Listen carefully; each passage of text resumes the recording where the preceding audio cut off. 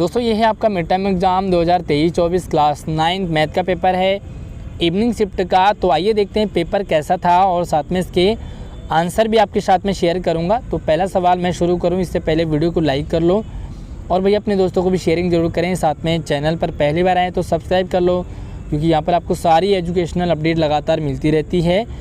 और हमारे WhatsApp channel को भी आप ज्वाइन कर लेना, टोटली फ्री रहता है और लिंक आपको वीडियो के डिस्क्रिप्शन में है। अब यहाँ पर पहला सवाल हमारे पास है सबसे छोटी प्राकृतिक संख्या। तो यहाँ पर आपका सी ऑप्शन करेक्ट है, 1 है।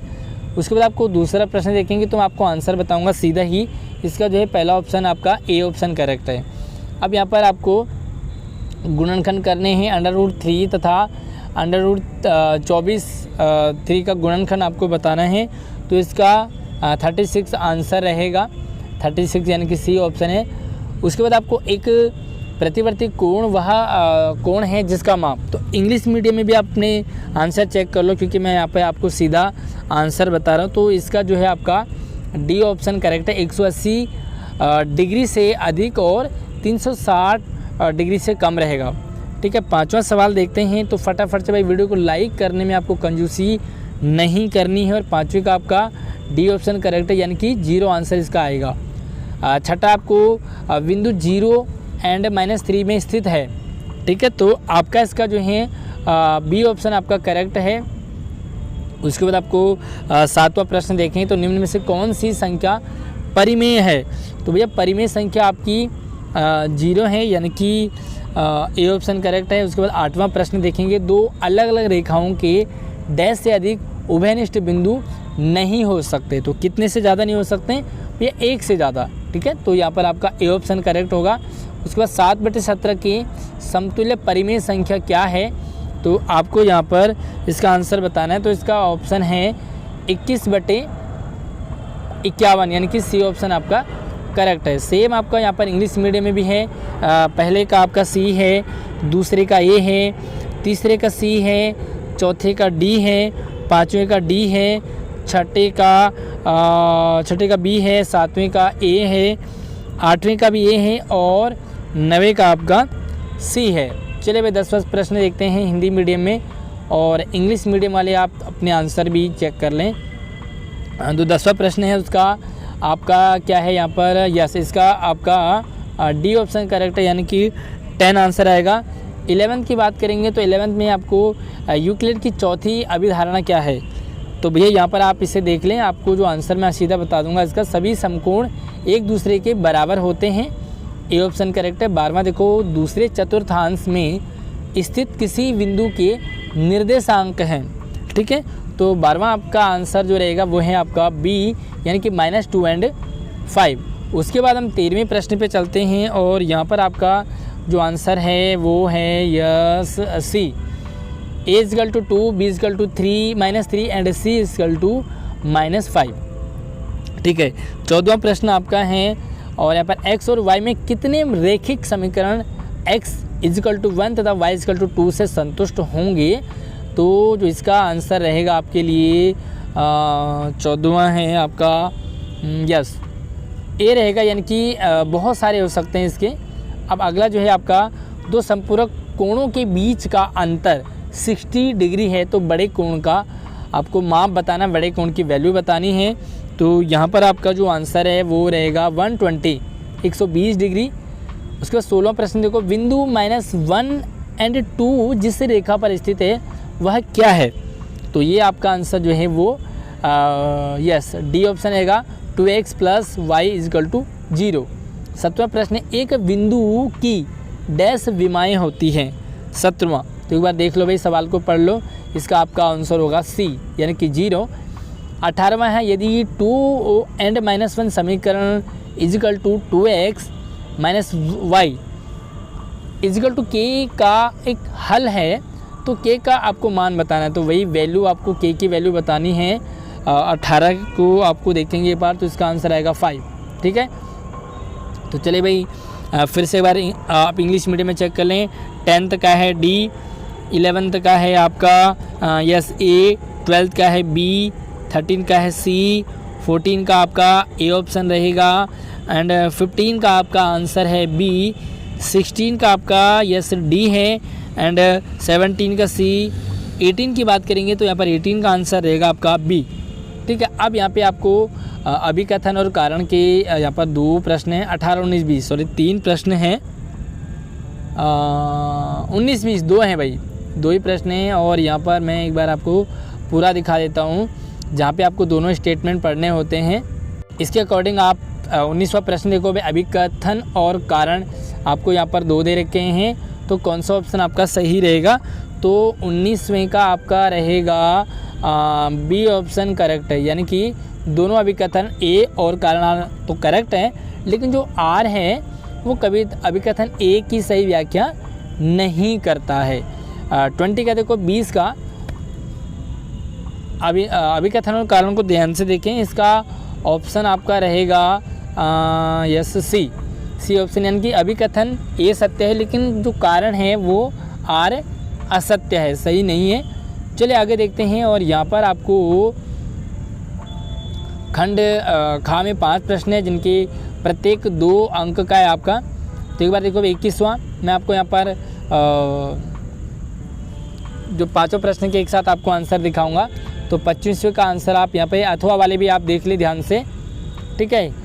दोनों प्रश्नों को आप पढ़ लें, उसके बाद आपने यहाँ पर आंसर तो पढ़ लिया होगा। तो मैं सबसे पहले मैं आपको 21वें आंसर का बता देता हूँ एक बार। बी पार्ट में 21वें प्रश्न का आंसर आप यहाँ पे देख लो, और अगर आपको किसी भी सवाल आंसर में डाउट रहता है तो आप मुझे कमेंट कर सकते हैं। साथ में आप हमारे व्हाट्सएप चैनल को ज़रूर ज्वाइन कर लें, क्योंकि वहाँ पर मैं आपको सारी अपडेट लगातार शेयर करता रहता हूँ। और यहाँ पर और में यानी कि अथवा में भी आप प्रश्न का आंसर यहाँ पे देख सकते हैं।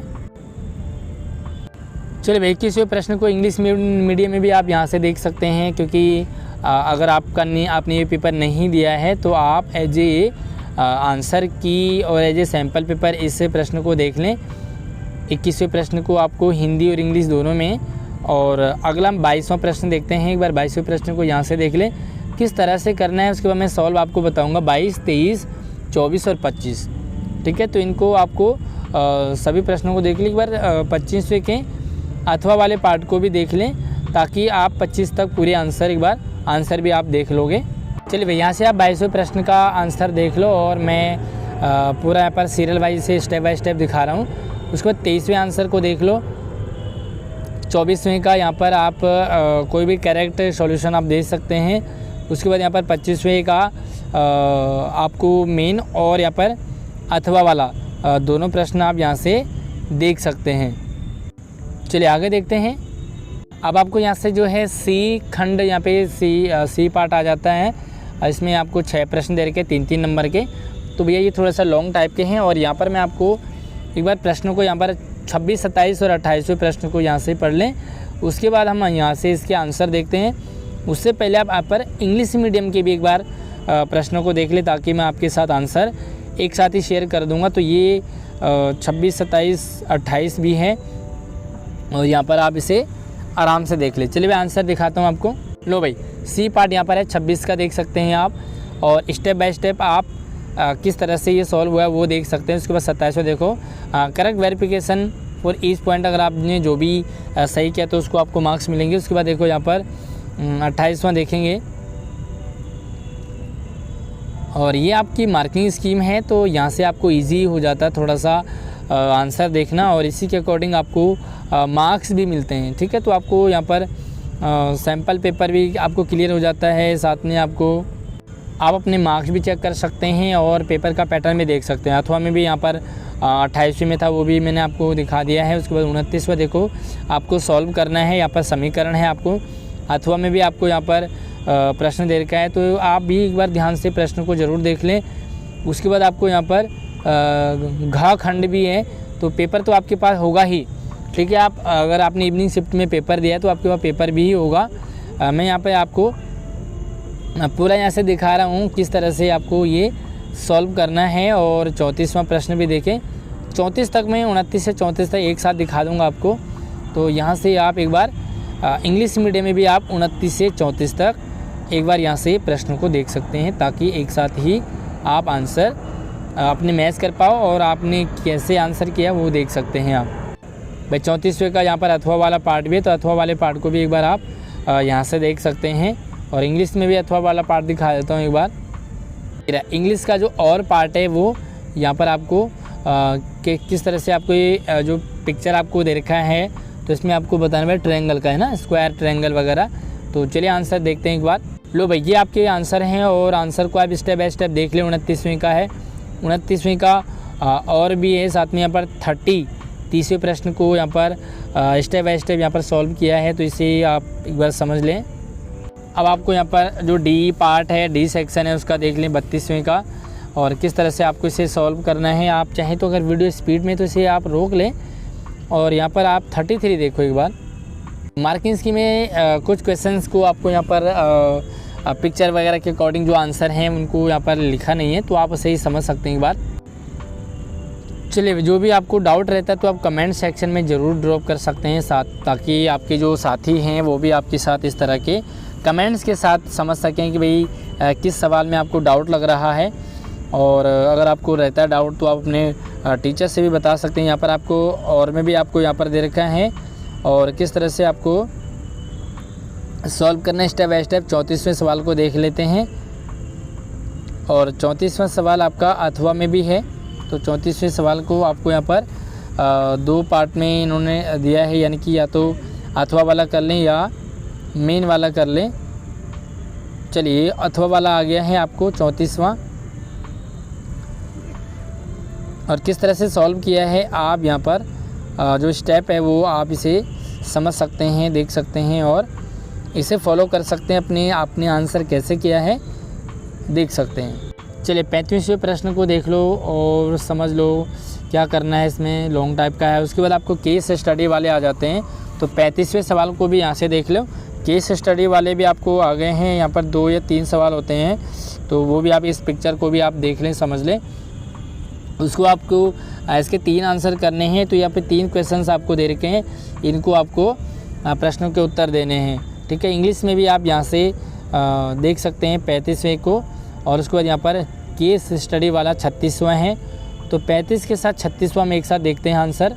लो भाई 35वें का आंसर आप स्क्रीन पे देख सकते हैं, और उसके बाद हमारे पास केस स्टडी वाला आ जाता है पार्ट ई, सेक्शन ई, और यहाँ पर केस स्टडी वाले जो आपको 3 पॉइंट दे रखे हैं वो यही है। अथवा वाले में भी हैं केस स्टडी वाला, तो जो दूसरा होता है यानी कि 3rd पार्ट है यहाँ पर, वो अथवा वाले में भी, तो यहाँ से आप आंसर उसका देख सकते हैं, या तो ऊपर वाला करना है आपको या नीचे वाला आपको करना था। इस अथवा वाले का मैंने आपको आंसर बता दिया है।